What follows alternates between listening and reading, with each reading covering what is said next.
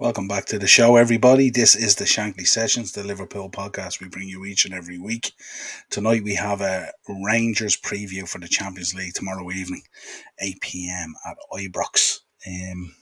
Going to be, I'd imagine, a much tougher test than the one that was presented last week, especially on the back of that Arsenal defeat and stuff like that. And of course, the news just keeps on getting better and better for us, doesn't it, as Liverpool fans? Injuries all over the place, a couple of sprinkling of returns, and then we're hearing that the VAR cameras weren't working for some decisions, and the stuff with Hendo and all that. So we'll wait and see what comes out of that. We won't comment on it too much.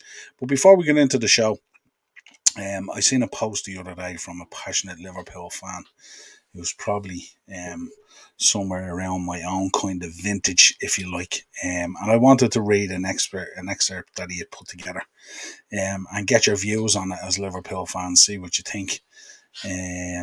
Is that really the feeling that's out there at the moment?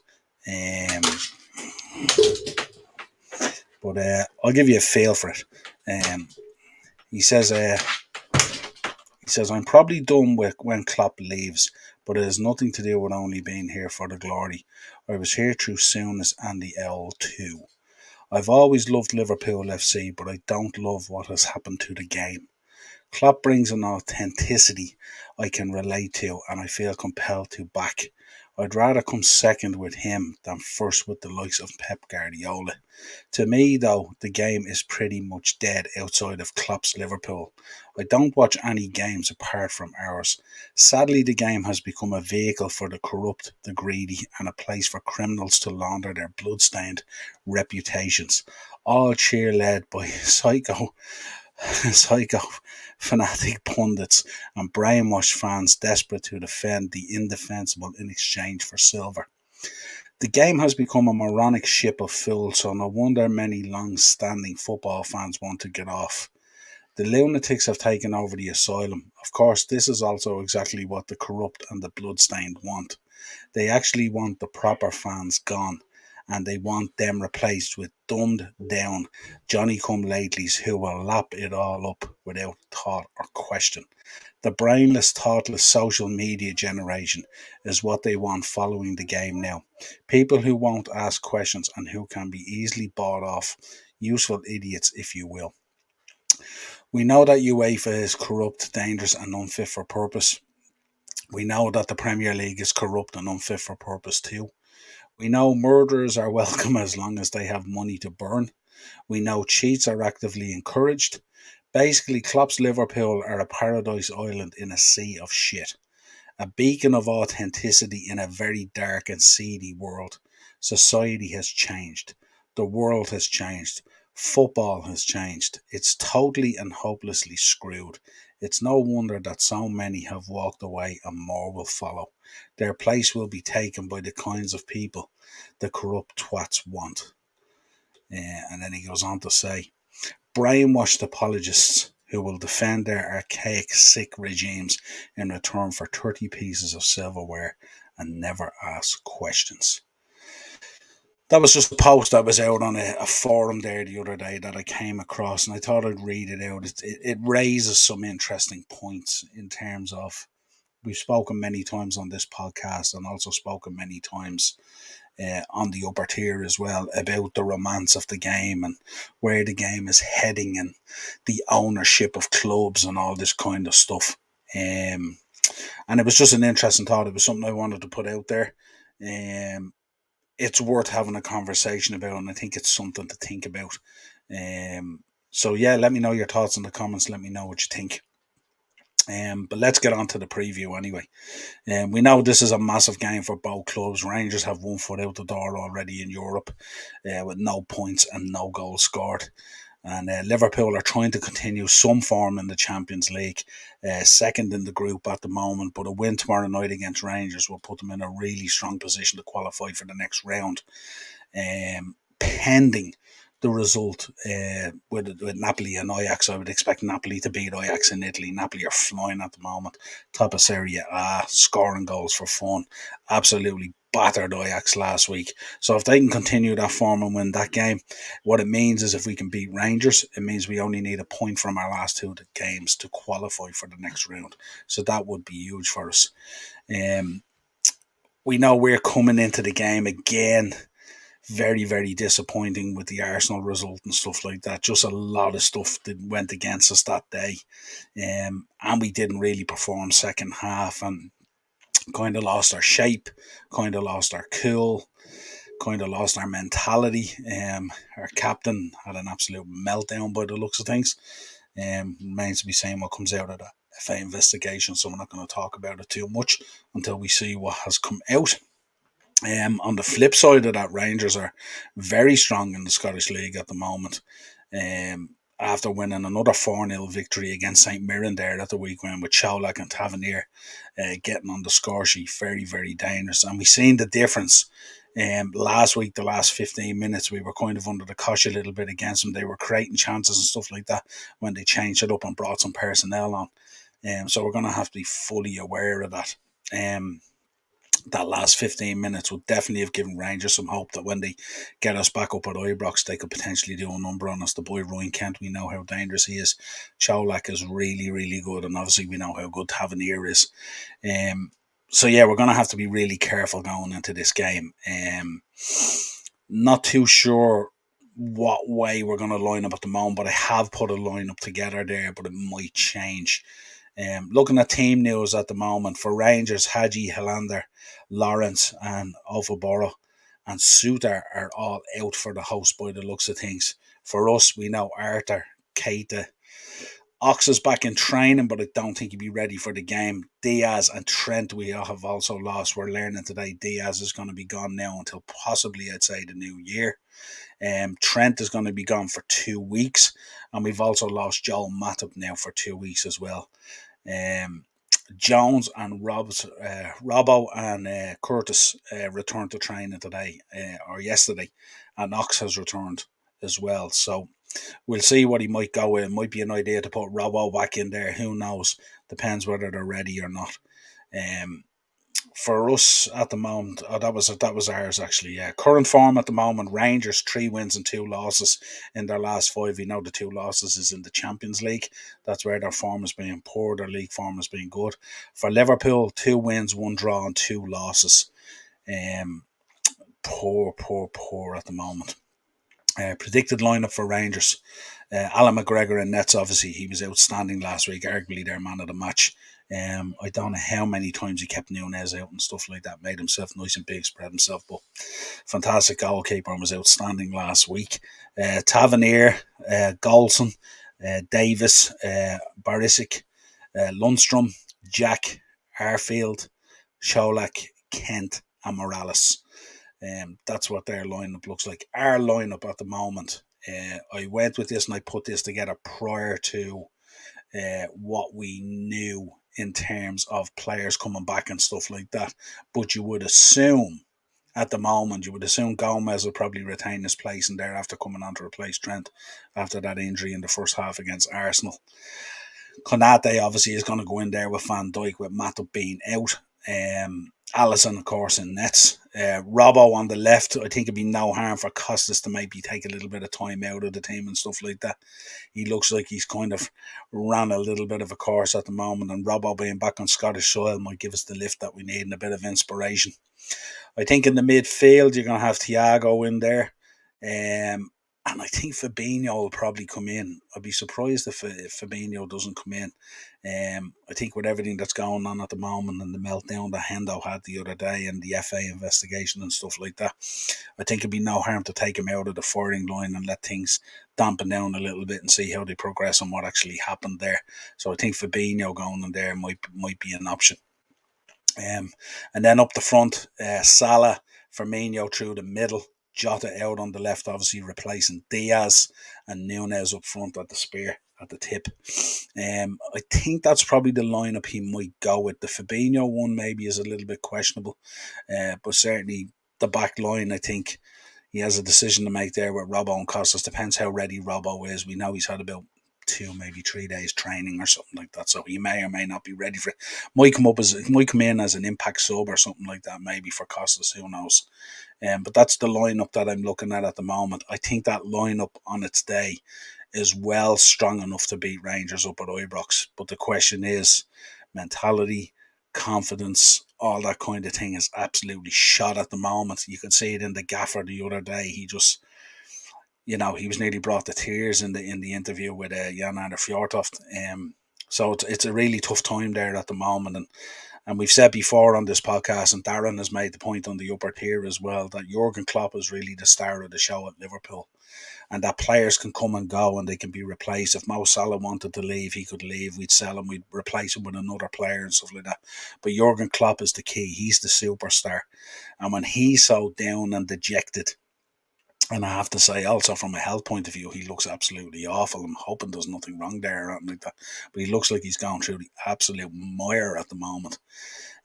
But I hope that there's nothing wrong there, and I hope he's all right. But yeah, it just looks like we're being hit with everything at the moment, and every day there's a new set of something that comes up to bite us in the backside. If you want to know how important it is for us to get the win, here's a look at the table. That's the table at the moment. Napoli at the top, I think, with 9, 3 wins from 3, 11 goal difference, absolutely scoring for fun. We're second with 6, Ajax have 3, and Rangers have none.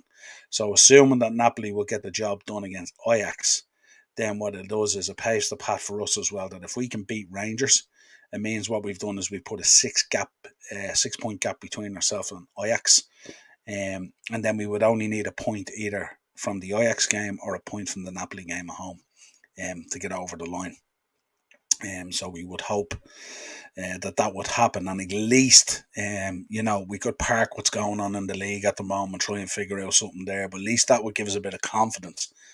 If we could get through to the next stage of the Champions League and stuff like that, and maybe settle ourselves in and maybe do something in the January window, get a few players back at that stage and stuff like that, we might be humming at that stage, but that's a stretch as we talk about in terms of where we're at the moment.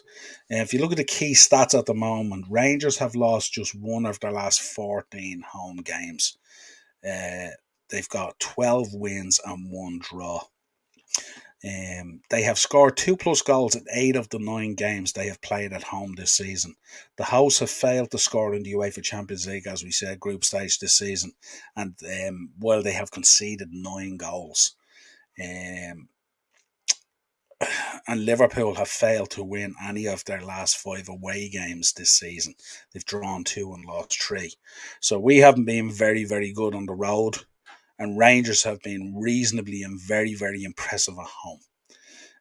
So that begs the question, where do we think it's going to go? Where do we think the battles and the challenges are? Again, I had a look at the betting. The betting for Rangers. Rangers are 13-2. The draw is 17-4, and Liverpool are 1-3 on. So they are favourites. And I think with this betting, it's kind of there or thereabouts. I think there was shades of Rangers last week in that last 15 minutes where they showed what they could potentially do. But I think we were at it, especially in the first half. I think in the second half there was a little bit of a drop off, and some of the changes that were made kind of gave them the impetus to do what they wanted to do. We need to be really careful about that tomorrow evening, especially with the substitutions, because I think with the substitutions along the way, we've been getting some of them really, really badly wrong. And I think that could come back to bite us. We need to be really, really careful tomorrow night with substitutions. And make sure that we don't lose our shape. If you look at the substitutions that came on against Arsenal, we totally lost our shape and stuff like that, and they penned us back in. Second half was frightening, really, to experience. In terms of a prediction, I'm going with Liverpool 3-1. Albeit I think we might concede up there and give Rangers their first goal this season in the Champions League. But I think we should run out winners. I think if you look at the quality of both sides, I think if we can park our league form, different change of scenery, European football and stuff like that, shake off some of that poor away form that we've had, and go out there and do a job, get the 3 points, then at least we can look back and say, right, we needed the 6 points against Rangers. We got that, and it's put us in a very strong position now in the group to qualify for the next round, needing only a point. Um, but that's how I think the game is going to shape up. I hope so, man. I hope so. I hope we get a Liverpool win. I hope there's going to be a reaction after the Liverpool game. I know there's a lot of players there who walked off that pitch on Sunday feeling very hard done by. And no disrespect to Arsenal, because I think Arsenal could have scored a few in the second half as well. So I'm not judging it based. I'm not judging anything based on the results. But I think there was a couple of Liverpool players that just lost their way a little bit. Especially Thiago, who's so vital to us in the middle of the field. I think he lost his way quite a bit in the second half and stuff like that. But when you look at the quality that we have there heading up to Ibrox tomorrow, albeit very, very light in terms of squad and in terms of bench and stuff like that now with those injuries and stuff like that. But it could be an opportunity maybe for Curtis to come into the game and stuff like that and show us some of his creativity or something like that, because he tends to be very positive generally in his play, albeit at times his decision making in the final third can be a little bit questionable, but at least he gives us that kind of energy to bring onto the pitch. We're lacking that energy at the moment. And Bobby sometimes comes on and brings it as well. You can see when Bobby comes on, there's a bit of an energy lift and stuff like that. And I think that's what we need. I think we need to brush off. We're feeling very sorry for ourselves at the moment. And I think we just have to park that. It's European football, it's Champions League, it's our tournament. Um, let's get out there and do this, Reds. Hopefully a 3-1 win. I will be back tomorrow evening with a match reaction and player ratings after the game. Hopefully the news is good. Uh, yeah, I think Salah is playing out of position, and I think even it got even worse if you look at the Arsenal game, because at one stage in the Arsenal game we were playing 4-2-4, and that pushed them even wider. It was just it's very, very strange. I've often said that the strength of Mo Salah is when you get him playing in between the sticks. You get him playing in between the sticks, he will actually make something happen. So you're absolutely spot on there. Um, they need to figure that out, but they just need to push him in more. But the problem that we have at the moment is that brilliant link-up play between Trent and Hendo and him, and that triangle of movement on that side, and the way it used to mesh together, and the overlapping runs, and the intricate play and passing and stuff like that. That's been non-existent this season. We've seen none of it, which basically leaves Salah trying to beat maybe two or three players to make something happen. So he's very, very isolated at the moment. Trent is very concerned about defending and stuff like that. Joe is very similar as well.